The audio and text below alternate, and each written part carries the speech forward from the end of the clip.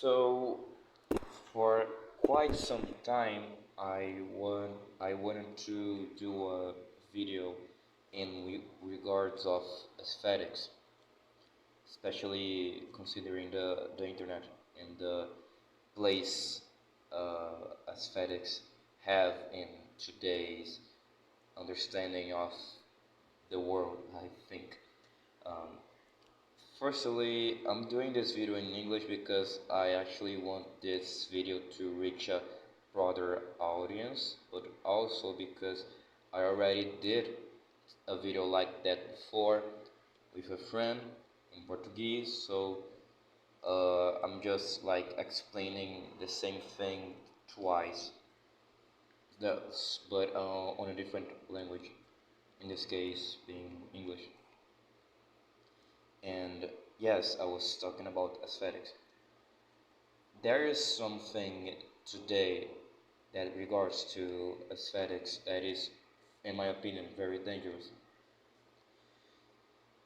We we have, like, for quite some time, this idea of aesthetics as not being really about the visuals, but like but like about bringing the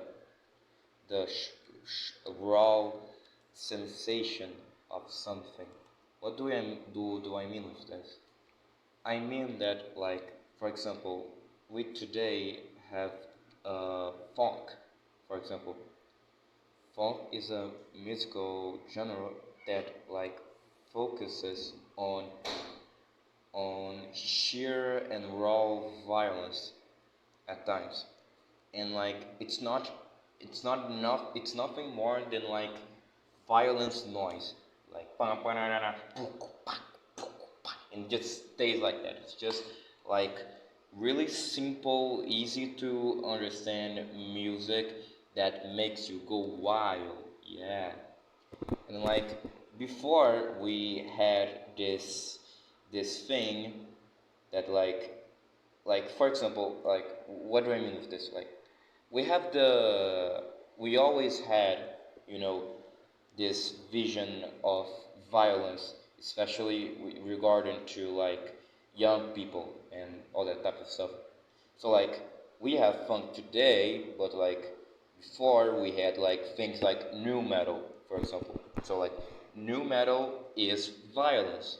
It's also violence, the same way funk is violence. But new metal brings a message, brings like something we can all reach to.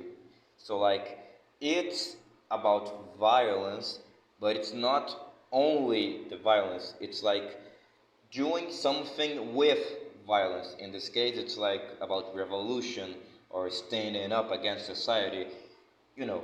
And like these movements, they bring like fashion and ways to look and like ways to talk and like a bunch of stuff, you know, that really identify you with a group of people that share the same interests. So like people nowadays, like they tend to say that art is too political, but that's not the case. Art's not political enough. So like what is political about funk? Like in the surface, absolutely nothing. Nothing is political about funk. It's just like sheer sheer raw feelings of violence. So we have, like, in the context of aesthetics, we have this problem that like it ends up to being a kind of like portable feelings, basically. What do I mean with like portable feelings? Like portable feelings are pocket feelings, or like feelings that are really like unique and they make you feel grandiose, they make you feel big, but they are not really earned, they just exist somewhere. So like you feel big, but it's not because like you read something that made you feel big. you just feel big just by looking at something or listening to something, you know. For example, we have cosmic horror that is like nowadays like liminal spaces and cosmic horror, they all make you feel like, oh, I see this image, this simple image, I saw this image and I got on the crypts. It's so scary. I'm all alone in this room, and I am out of bounds, out of reality, this and that, this and such. All right. So like we have this feeling of being out of bounds, for example. But we always like fetishize. I don't know. We always fetishize our own feeling towards something. So like if we see liminal spaces, we get this again. It's the same thing with funk. We get this raw feeling of bigness, of grandiose. So like, oh, I am alone in this room and it's scary and this and that. You already know like what happens.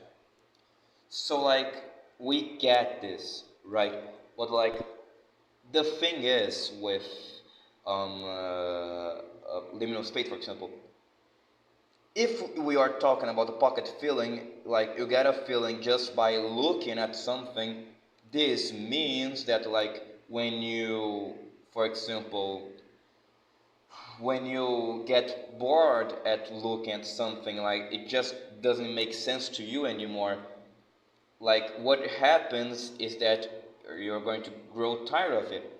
And what happens is like you think about, how can I make this feeling, like how can I make this feeling last, because this image of the backrooms is not making me too excited anymore.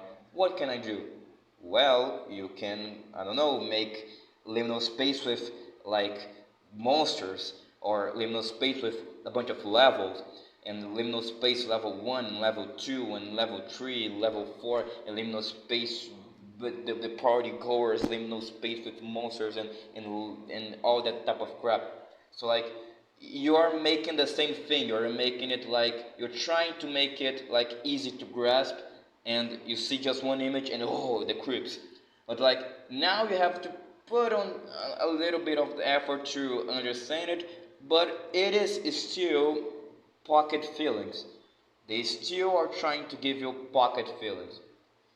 And like media that is being successful today is doing all around those pocket feelings. So like, for example, we have Death Note. Death Note is a really good anime and manga that focus on like suspense and thriller, all that type of stuff. Death Note has a gothic aesthetic and all that type of stuff. Yes, it has. But in like on the big scale of things, Death Note is just like it's plainly a good story, and that's it. Like it's a great story, and like it's just a great story. It's well written. It's a great story. It's a good story. All right, but like Death Note wouldn't be the same thing if the story would just be like, I don't know, if the story would be like just the gothic aesthetic and the characters being cool and going all around, and aesthetics and the gothic aesthetics and raining at night and black and raining at night and the city's all black and it's dark and yeah, like you know, it wouldn't be so cool. Like Death Note has these moments, but ultimately, Death Note is a good story with good aesthetics. But the aesthetics aren't the main part. Today, the aesthetics are the main part. What I mean with the term pocket feelings is that, like, what happens is that nowadays every art in some way is kind of pornographic, because they always want to give you the feeling, but that's about it. You just see it once, you grasp what's going on, and you fetishize it to oblivion. And you know the consequence of being a pocket feeling is that people will like reduce it and reduce it and reduce it and like trying to fetishize it, and like it will just grow to be really weird. And like for example, I have a good example for this. Vaporwave. Vaporwave was a lot similar in the past, as like it was a kind of like unconscious feeling about America in the 90s. So like it's a type of, it was an aesthetic of course, but like the focus was bringing this narrative of like you just like your brain digesting a lot of cultural shifts and moments and everything like all meshed together to make this like monster of feelings and like melancholy, like this thing of the past that is not here right now. And you just, it's a really overwhelming feeling, it's like a documentation of culture, it's like a sum of a bunch of parts together to bring something new. So like that was really cool. But today, Vaporwave, it's not about this feeling that I just described. It is about the feeling of the feeling I just described. So you see, nowadays things are not or they are not contained into themselves. They are contained about, like they are contained in the things they resemble in themselves. So like vaporwave nowadays is about what vaporwave was to people, and what vaporwave was to people was to us, and is going to be again, is going to like, it's a process all about recycling, and it is forever until like people just go tremendously tired of it, and they will, because that's the age of content. So like we are in the future, as to say, and the future is about content.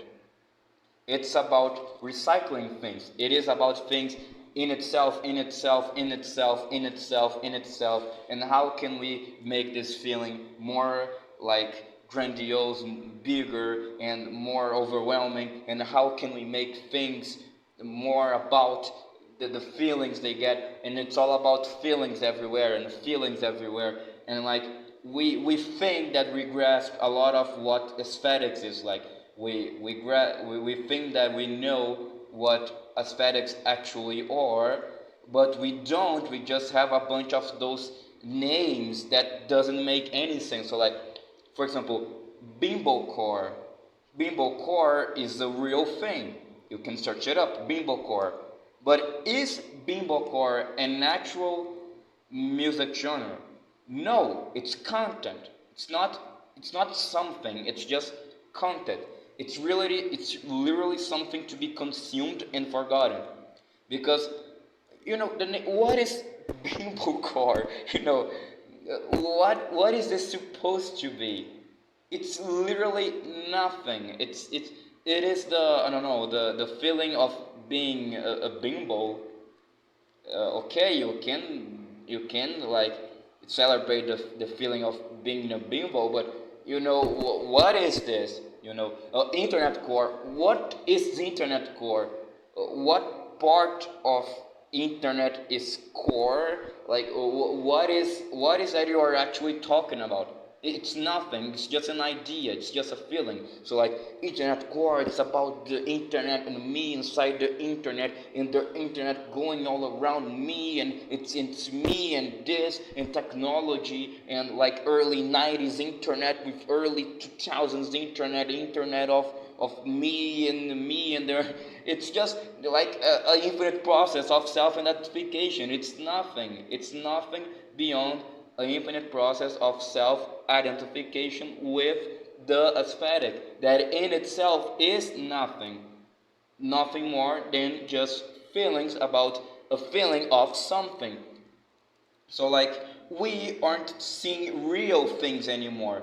We're just seeing things that resemble things but are not the actual thing.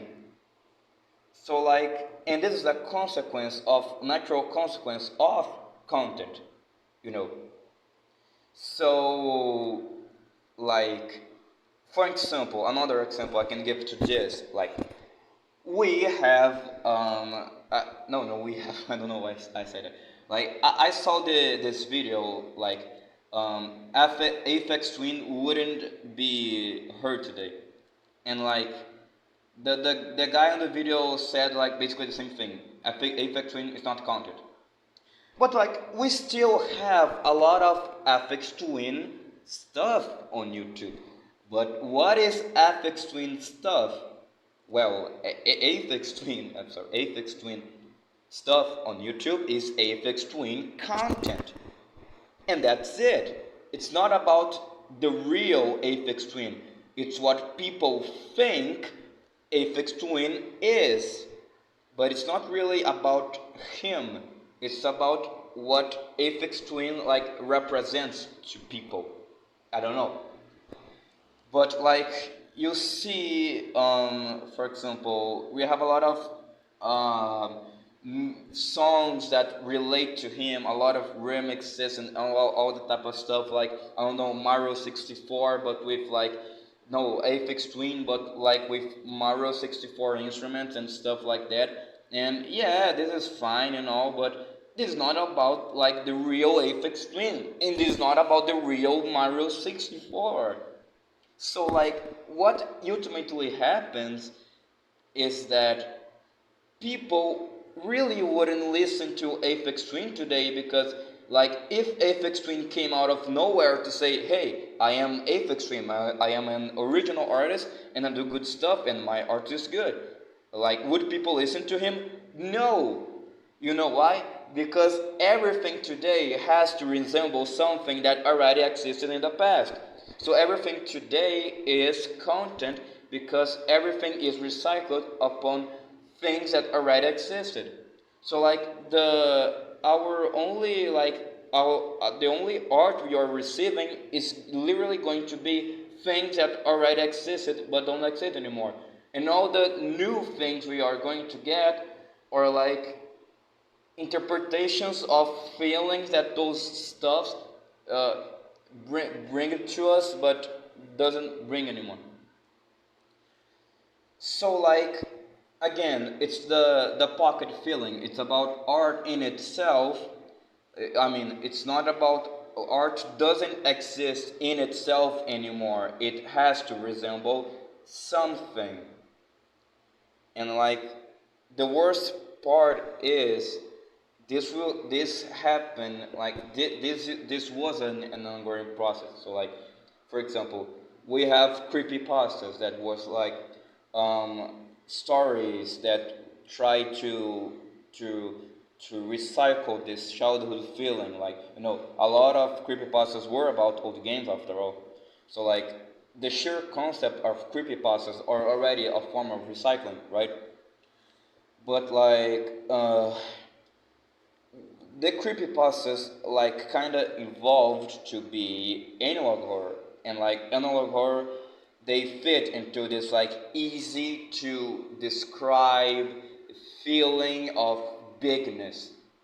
And like analog horror is about like old television and all that stuff, and like old television, like you can't really confirm how similar old television actually is to analog horror, but it doesn't fucking matter. It doesn't matter because the way people perceive old television is ultimately related to analog horror. So like old television is analog horror, even though analog horror came after. So it doesn't matter. It doesn't matter.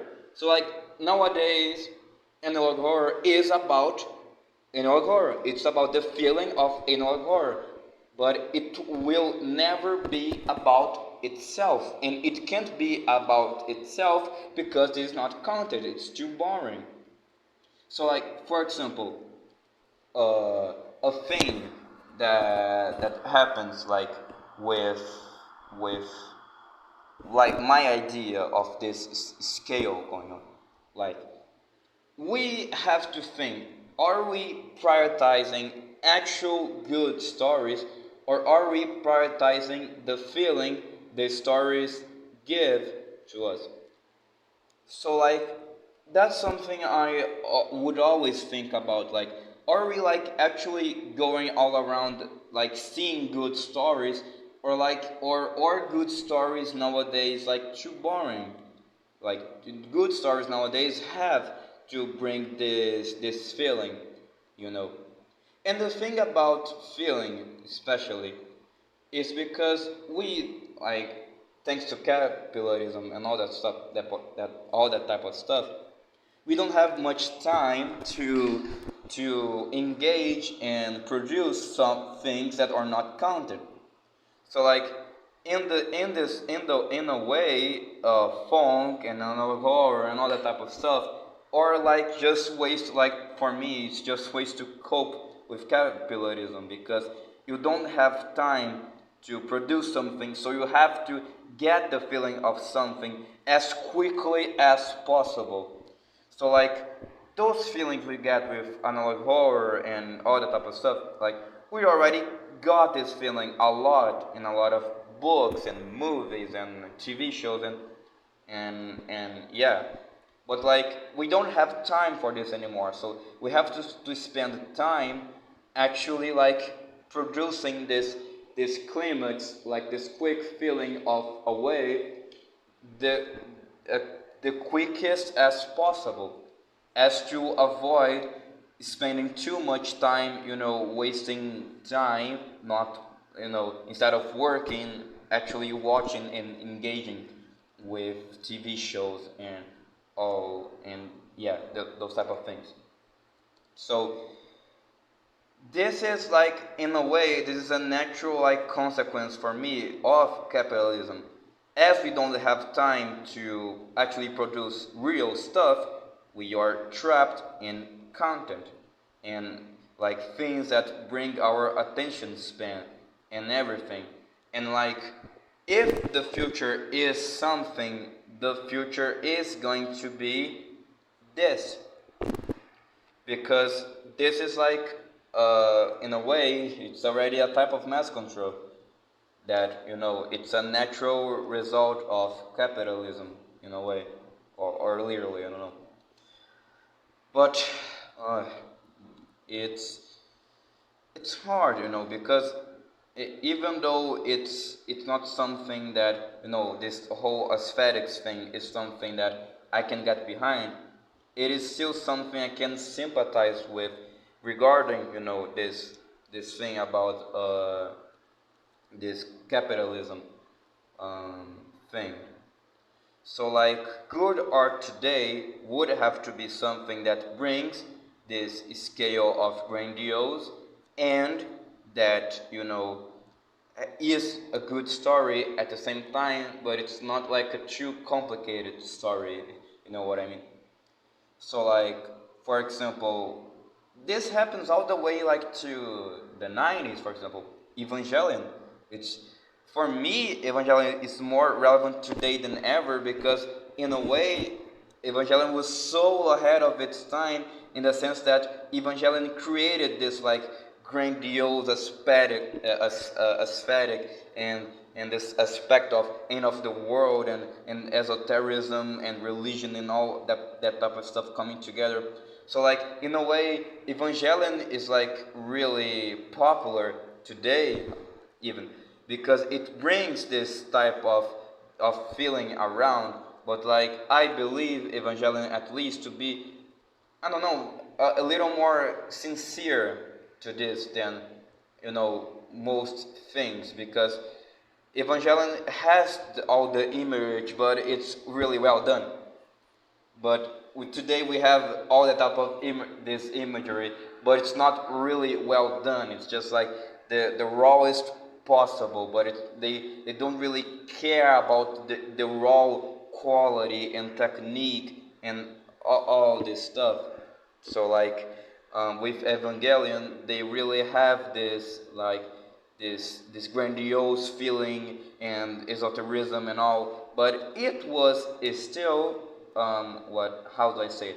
It was still like honest. Like they did it with like a pencil in their hand and with all the technique, fundamentals, and the story was like really good. So like it's not like Evangelion is not only about the feeling it presents, like this esotericism feeling. No, it's more than that. And today we don't really have more than that things, as for me at least, we don't really have like this big scale things. So like I think the way to fix this problem would probably like I don't know I think that people should just have more time and capitalism should end I think. But yeah, that's about it basically. Like this is especially a internet problem because the internet is already about like consuming. So like I can't really imagine which other way it would be if not the internet. And like the way we are aware, we are more aware right now than we were before. But we especially use this awareness to bring those feelings, like those those feelings of bigness, but we don't really use it to something else besides those feelings of bigness. So like we have all this conversation about aesthetics and imagery and all because people are like in a sense they are more aware they know how to they especially know how to recognize something and how to make a product out of it. So like we saw vaporwave and we were like, oh, vaporwave exists because of this and that, and like what we did was like, oh, let's take all of those aspects and make something out of it. And it made something. They did make something. So like that's something for sure. But like uh, even though we are more aware, we are using this awareness to bring this type of like post ironic madness.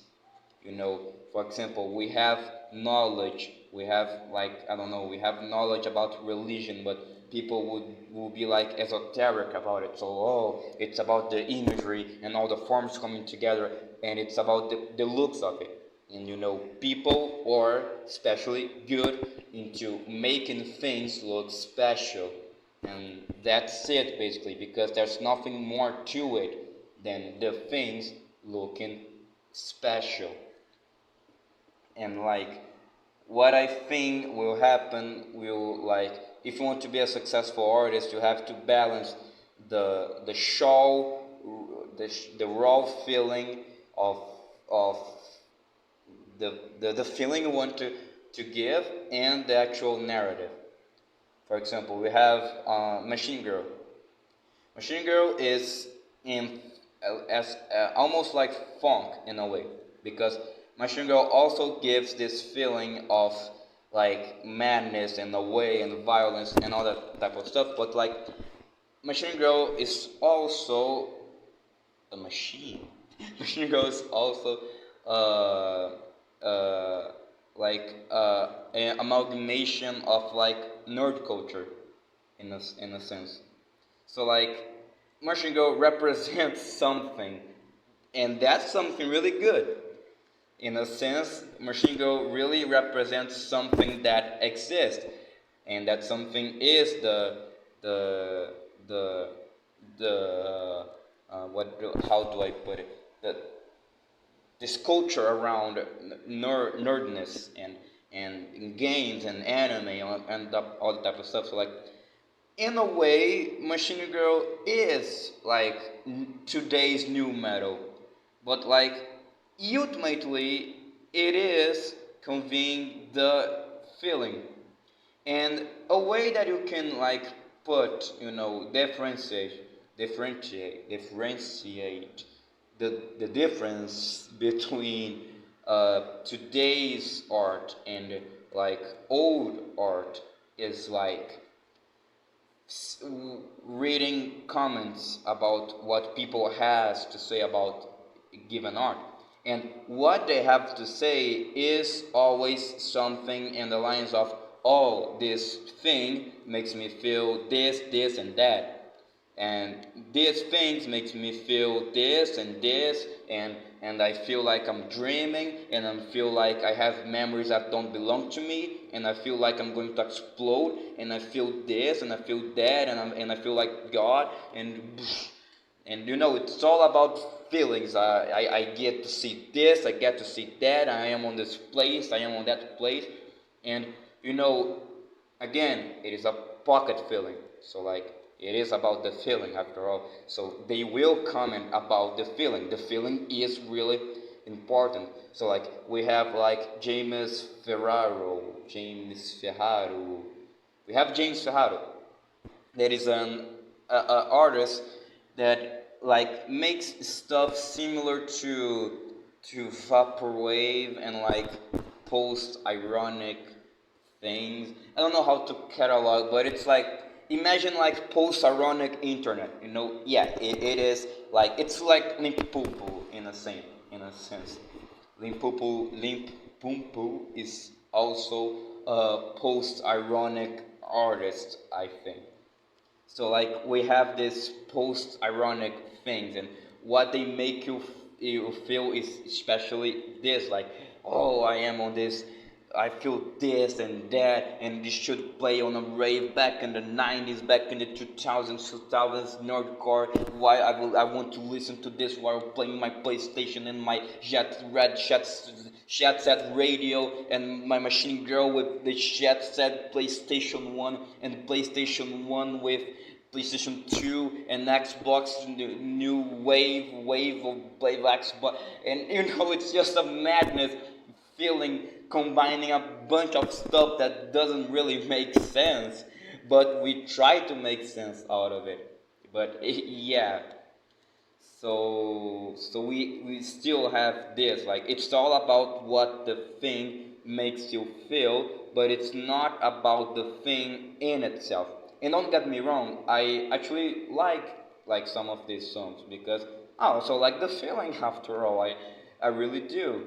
But like we have this abundance of like feelings and nothing more. So like artists nowadays, they just want to focus on the vibe of something and the aesthetic of something. So like this thing have to look this way and seem this way and have to be seen this way and have to be looked this way. This is like, I don't know, post ironic anime with Lucky Star smoking weed with the character from What the Motive, and they're smoking weed and doing drugs, and they like to do drugs while listening to breakcore and smoking weed. And you know, what are you doing with this? What you're doing is that you are relating this to yourself and self-identifying with the art, bringing nothing to it except your own feelings and recycling those feelings. But like when we talk about like actual art fundamentals or something that goes, I don't know, in a way of technique or something, then yes, like today you aren't getting it because this is not content, and we are in the future, and I don't really like it. Thanks for listening. I would be glad to listen to your opinion on this. I would try to spread this video around, but that's it basically. Bye.